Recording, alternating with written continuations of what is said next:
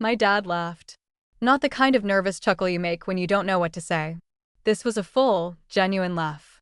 Maybe dying will make you interesting, he said, leaning back in his chair like he just delivered the punchline of the year. I was lying in a hospital bed in the ICU, tubes in my arms, monitors beeping a warning soundtrack I couldn't escape. Sepsis had taken over faster than the doctors expected. My body was fighting for survival. My own father was entertained. That sentence, those 7 words, burned into my mind. I replayed them over and over until the rage drowned out the fear. So, I made a decision. I canceled the credit cards, shut off the power, and let foreclosure take the house they loved more than me. This time, I wasn't going to save them. People always assumed my family was close. We had those perfectly staged Christmas photos, matching sweaters, and smiling faces plastered on holiday cards. But those pictures were just glossy covers hiding the truth. The truth that for years I was their personal safety net, not their daughter. When I landed my first tech job at 22, it felt like I'd won the lottery. The salary was more than I'd ever imagined earning fresh out of college. I thought it meant I could finally help my parents relax, let them enjoy life after years of working hard. And at first, it felt good paying off their lingering credit card debt, covering a few bills, just this once. But just this once turned into every month. When Dad's truck needed a 30 transmission repair, I paid. When Mom decided the kitchen needed a remodel, I signed the check. When my older brother Derek couldn't keep up with his rent after losing yet another job, I covered it. Even though he spent his weekends drinking in Vegas, it didn't take long for my family to start expecting it. No thank you cards, no offers to pay me back, just silence until the next emergency arrived. By the time I was 27, I was covering my parents' mortgage, Derek's car insurance, and half the utilities for a house I didn't even live in. If I ever hesitated or asked why, they'd guilt me. We raised you, Harper. Family helps each other. It's just money. You'll make more. I told myself they cared in their own way, that maybe they just didn't know how to express it. But deep down, I knew better. Their love was transactional, and I was the one making all the transactions. The cracks in our relationship widened the year before my ICU stay. I'd started setting small boundaries, saying no to funding Derek's business idea, refusing to pay for Mom's cosmetic surgery. They didn't like that. Dad went cold. Mom complained to relatives about my selfishness. And Derek simply stopped calling unless he needed something. Still, I never imagined they'd abandon me in a hospital bed. When the pneumonia hit, it felt like a bad flu at first. Within days, I could barely breathe. By the time I was rushed to the ER, my oxygen levels were dangerously low. I remember thinking, at least my family will be here soon. But the first text I got wasn't, "We're on our way." It was a photo, Dad, drink in hand, grinning on a Las Vegas golf course. Caption, "Living my best life." I stared at that photo as the nurse adjusted my oxygen mask, and something inside me began to splinter. I just didn't realize yet that this was the start of the end. The day everything snapped started at 4:12 a.m. A nurse's voice pulled me from a fevered haze. "Harper, your temperature is spiking again. We need to run more labs." Her face was calm, but I caught the quick glance she exchanged with the attending physician. My lungs burned with every shallow breath, and my hands shook under the blanket. They told me later I was already in the early stages of sepsis. I just remember the fear, the kind that makes you want to hear a familiar voice, someone who will tell you you're going to be okay. So, I reached for my phone. Dad and Mom lived less than 3 hours away. Derek was even closer. I figured they'd drop everything when they heard. The first call went to Dad. It rang twice before going to voicemail. I tried Mom voicemail. Derek picked up on the 4th ring. His voice groggy. "What's up?" "It's early. I'm in the ICU," I said, my throat raw. "It's bad. Derek, can you get Mom and Dad and come here?" A pause. "Yeah. Probably not. They're in Vegas this weekend. Dad's got some golf thing. Mom's at the spa. I'm here for the blackjack tables." I thought I'd misheard. "You're in Vegas, too?" "Yeah. Why?" "Because I'm in a hospital bed with an infection that might kill me." "That's why." He sighed like I was overreacting. "Look, I'll let them know, but it's all prepaid. Flights, hotels, You get it. I hung up without another word. Hours later, I got my answer, not through a call, but through social media. My father had posted a group shot from the golf course. Three men in polo shirts, beers in hand, the desert sun blazing behind them. Caption: Good times with great friends. Life's too short. Life's too short. I was scrolling through those photos, seething when my phone buzzed. A text from Dad. Maybe dying will make you interesting. No smiley face, no JK, nothing. Just words, cold, deliberate, meant to cut. I stared at the screen, the beeping of the heart monitor syncing with the thud of my pulse. For a moment, I thought I might cry. Instead, I felt something else. Clarity. Years of being their safety net. The endless handouts, the guilt trips, all of it aligned into one sharp truth. They didn't see me as a daughter. I was a resource and I was running out. Lying there tethered to 4 lines, I decided 2 things. 1, I would survive this. 2, when I did, I'd make sure they'd never use me again. The first part was in the doctor's hands. The second was all mine. The next morning, my fever dipped just enough for my head to clear. I lay in that stiff hospital bed, staring at the ceiling tiles, letting Dad's words replay in my mind like a poisoned echo. Maybe dying will make you interesting. They'd chosen a weekend in Vegas over showing up for me. That was bad enough. But mocking me while I was hooked to IVs, that was a line you don't cross. I reached for my phone again, but this time I didn't call them. I opened my banking app. For years, I'd built a safety net they didn't deserve. Automatic transfers to my parents' account for the mortgage, a credit card in their possession for emergencies, which usually meant dinners out and impulsive shopping sprees, car insurance payments for Derek's truck. Even their internet and utilities were in my name so they wouldn't have to pass a credit check. I scrolled through the list of recurring payments and started canceling. Mortgage payment, delete, car insurance, terminate coverage, credit card, report stolen. The hospital room was silent except for the steady beep of the heart monitor, and each click felt like reclaiming a piece of myself. When the banking side was clean, I called my financial advisor, Elise. She'd been managing my investments for years. Harper. Oh my God, I heard you were sick. I'm getting better, I said, cutting her off gently, but I need to make some changes. Remove my parents and Derek as beneficiaries on all accounts. Effective immediately. She hesitated. That's a big step. Are you sure? I've never been more sure of anything in my life. Next came my lawyer, Patrick, who'd drawn up my will and given my parents power of attorney back when I thought they'd look out for me. Patrick, I want to revoke the power of attorney and rewrite my will. They're out. All of them. He didn't press for details. Understood. I'll draft the paperwork. By the time I ended that call, I felt lighter. Not physically, my body was still a battlefield, but somewhere deep inside, the weight was shifting.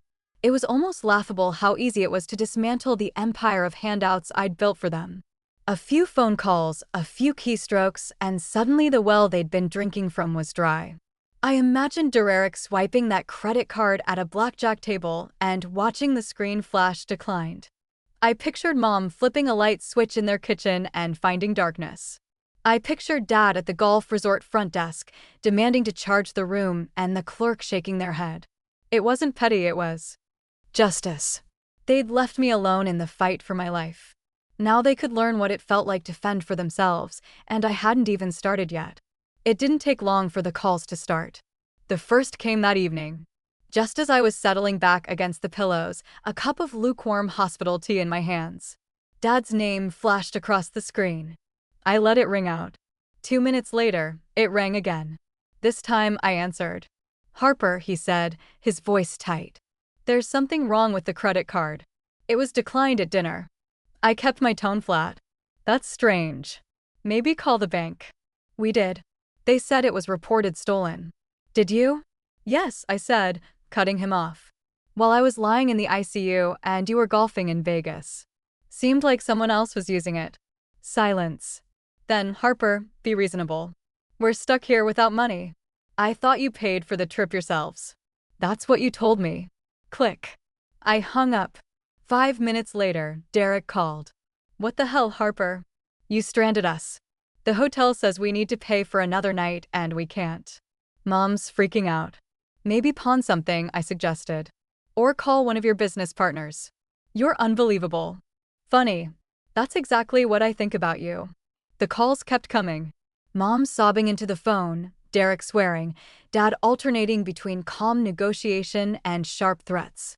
By the third round, I put my phone on silent. Somewhere around midnight, I drifted into the deepest sleep I'd had in years. The next update came the following afternoon from my friend Mia, who had spotted Derek's Instagram story. It was a shaky video of him and Dad arguing with the hotel front desk clerk. The caption read, "Some people just don't understand loyalty." I almost laughed. Loyalty coming from them was like hearing a thief complain about getting robbed. 3 days later, I was released from the hospital. I'd lost weight. My muscles felt like jelly.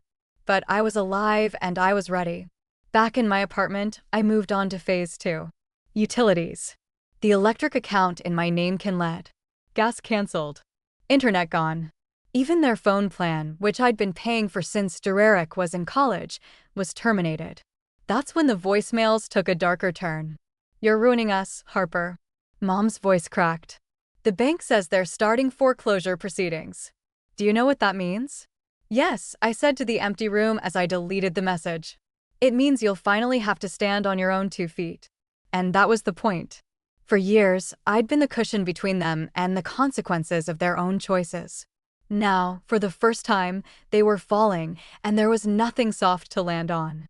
At first, their calls were drenched in desperation. Shaky voices, long pauses, words meant to tug at my heart. "Harper, sweetie," Mom whispered in one voicemail. "We made mistakes, but you can't just leave us like this. We're family. We need you." I almost believed her for half a second. Then I remembered her sipping champagne in a Vegas spa while I was struggling to breathe. By the end of that week, the tone had changed. Derek was the first to snap. "You think you're better than us now? Sitting in your fancy apartment while we're freezing. You're a joke, Harper. You'll regret this." I didn't answer. Next came the guilt trip from Dad. "I know things were said, but you've got to understand. We didn't mean them. We were just distracted. Don't punish your whole family over one bad moment." One bad moment. As if years of exploitation could be reduced to a slip of the tongue. Then came the manipulation. A woman named Kayla called, claiming to be a friend of my mom's. She launched into a rehearsed speech about how Mom was falling apart and needed her daughter's support. Halfway through, I interrupted. "Kayla, is Mom sitting right next to you?"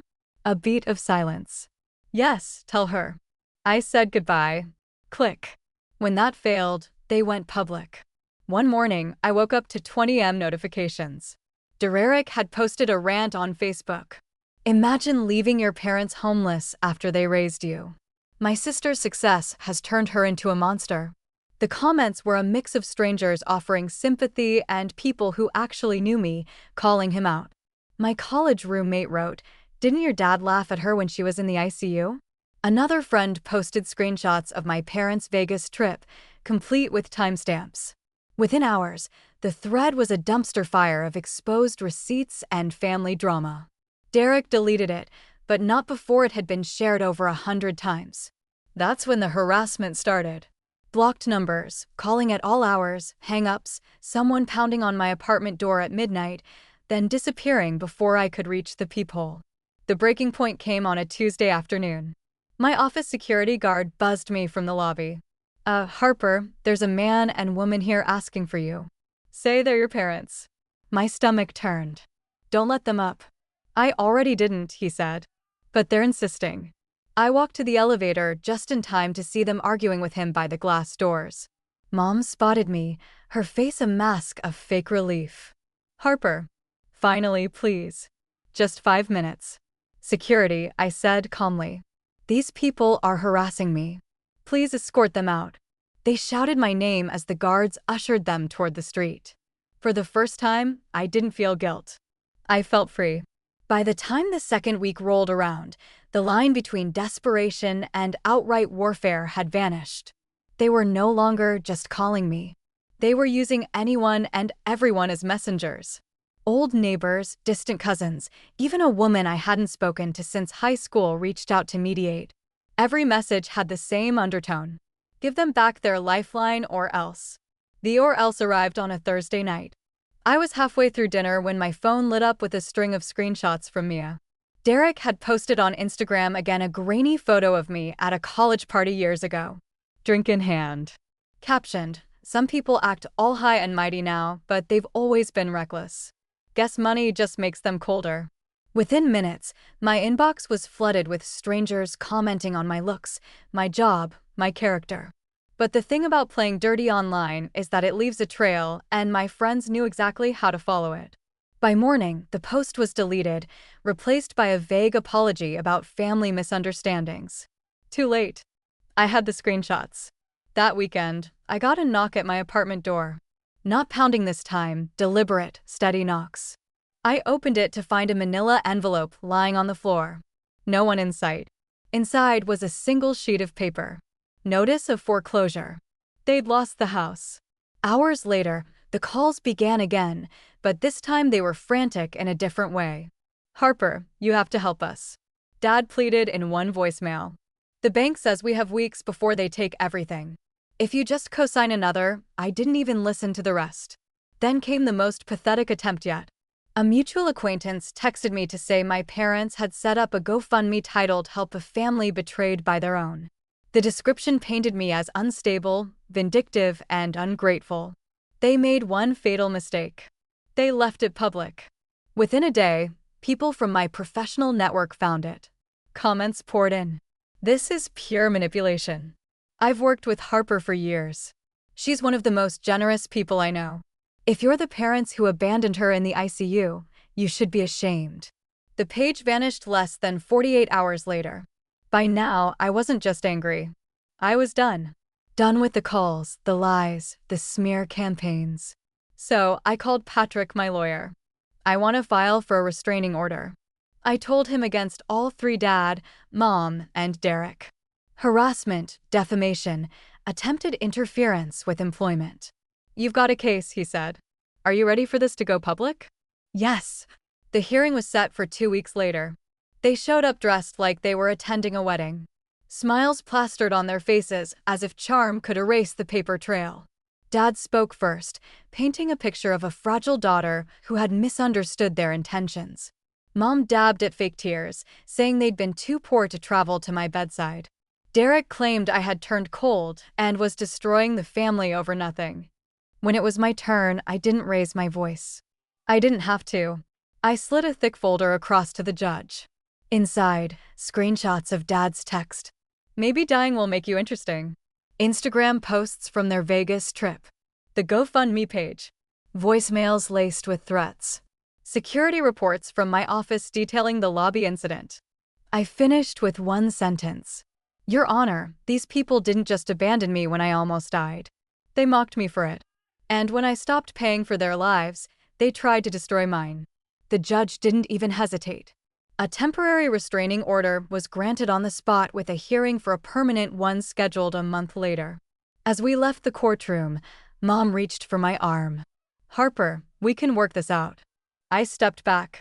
"No, you made lawyers and judges necessary when you chose harassment over accountability." 3 weeks later, the permanent order was issued. No contact, no proximity within 500 feet, no posting about me online. Violation meant arrest. The silence that followed was the sweetest sound I'd heard in years. The day after the restraining order was finalized, I woke up without the familiar knock in my stomach. No buzzing phone, no news smear post to screenshot, no pounding on my door, just quiet. It was the kind of quiet that makes you realize how loud the chaos used to be. A week later, Mark, my old boss, called. "Harper, I know you're still recovering, but there's an opportunity you need to hear about." The opportunity was a director of cybersecurity position at a fast-growing tech firm, Argent Solutions, twice my old salary, stock options, and a budget big enough to actually make the changes I'd always dreamed of implementing. They'd heard about a breach I'd prevented in my previous job and wanted me to build their entire security division from the ground up. I didn't even need to think about it. I accepted. My first day felt like stepping into a parallel universe. Corner office, a team of skilled engineers and leadership that actually respected me. At lunch, the CEO leaned over and said, "The work you did saved our partners millions. We don't take that lightly." Meanwhile, my family was unraveling. Sebastian, my cousin, one of the few relatives who hadn't turned on me, kept me updated without me even asking. "Derek's out of work again," he said in one call. "Your mom's been posting those vague Facebook statuses about being betrayed by blood. Your dad's picking up shifts at a warehouse. They're renting a one-bedroom and arguing constantly." I didn't feel satisfaction exactly. More like a deep, unshakable certainty that I'd made the right call. Then came the story that made me laugh out loud. Sebastian called, voice half amused, half embarrassed. "Your mom got caught shoplifting, makeup, and a wedge of imported cheese. She told the store manager it was your fault." "Let me guess," I said. "She told him I abandoned her while she was struggling." Exactly. But the manager's daughter had been in the ICU last year. He wasn't buying it. The charges were eventually dropped, but the story made the local news. The headline, "Local Woman Blames Daughter for Shoplifting Arrest," was enough to make sure the gossip reached every corner of town. While they were busy blaming me for their own downfall, I was building something worth protecting. My apartment lease ended, and I bought a house in the hills with a view of the city's skyline. I adopted a golden retriever named Cooper who greeted me like I was his entire world every time I walked through the door. I started hiking again, joined a cooking class, and even let myself date without the constant fear that someone would try to dig into my family drama.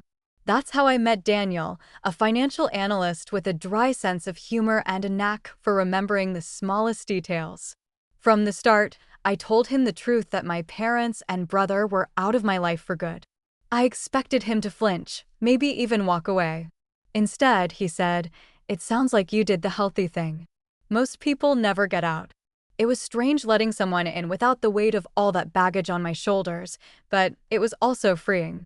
For the first time in years, my life was mine. It had been nearly 2 years since the Vegas weekend when I spotted him, my father, in the frozen foods aisle of the local grocery store. He looked smaller somehow, thinner, older, like life had chipped away at him piece by piece. He was holding a coupon booklet in one hand, studying the sales on generic frozen dinners.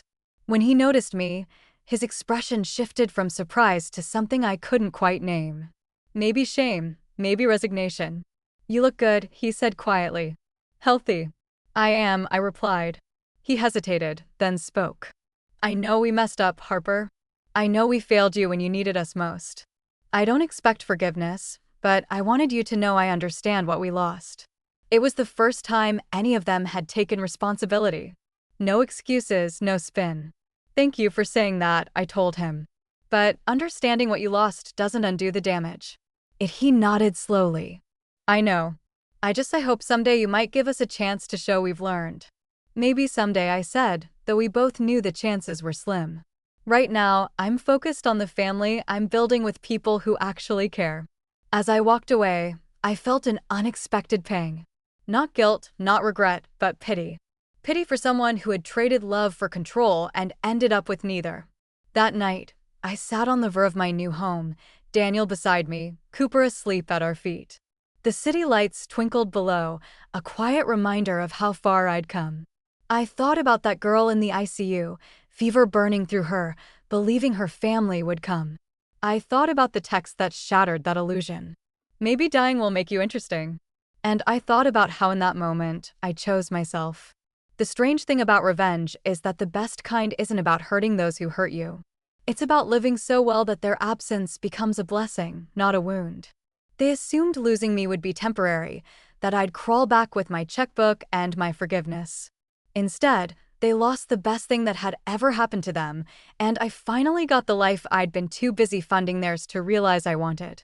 That's a trade I will make every single